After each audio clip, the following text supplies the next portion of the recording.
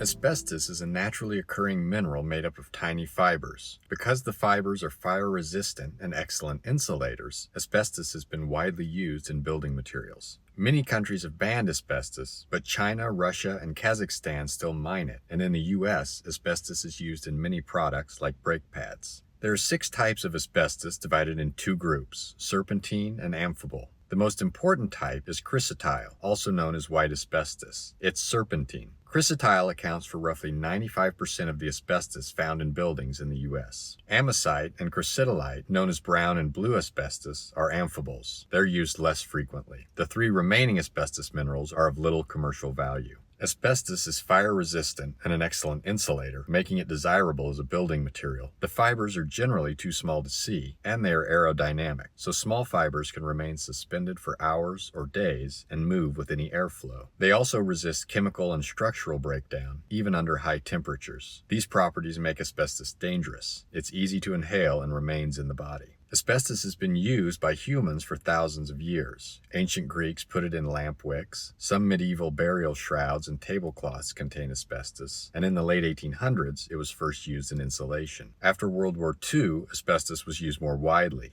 Manufacturers put asbestos in fireproofing, thermal and acoustic insulation, condensation control, floor tile, and decoration. Asbestos has been in thousands of products because of its desirable properties, and because it's relatively inexpensive and available. Fake snow, toothpaste, makeup, and even cigarettes contain asbestos. Asbestos exposure can kill you. Globally, 100,000 people die each year from asbestos diseases. Asbestos is dangerous when it's airborne. It has no taste or smell, and you may not know when you're inhaling it. But breathing the fibers can cause cancer and lung disease. The 3 main asbestos-related diseases are asbestosis, mesothelioma, and lung cancer. Asbestosis is a scarring of the lungs. When asbestos fibers are inhaled, they puncture lung tissue. The body forms scars around the fibers. The scarred areas of lung put less oxygen into the blood, so the heart must work harder to pump oxygen. Many people with asbestosis die from heart attacks or heart failure because their heart is overworked. With asbestosis, infections like pneumonia are also dangerous. Mesothelioma is a rare but deadly cancer of the lining of organs. It is only caused by asbestos. There is no cure or treatment. Once detected, mesothelioma kills most people within 6 months to 2 years. In adults, mesothelioma can take 30 to 40 years to develop after exposure. It develops more quickly in children. Lung cancer is the biggest killer of all asbestos diseases. 20 to 25% of asbestos worker deaths are from lung cancer. Asbestos exposure and smoking are a deadly combination. Asbestos workers who smoke are roughly 80 times more likely to get lung cancer. Only 11% of patients are cured.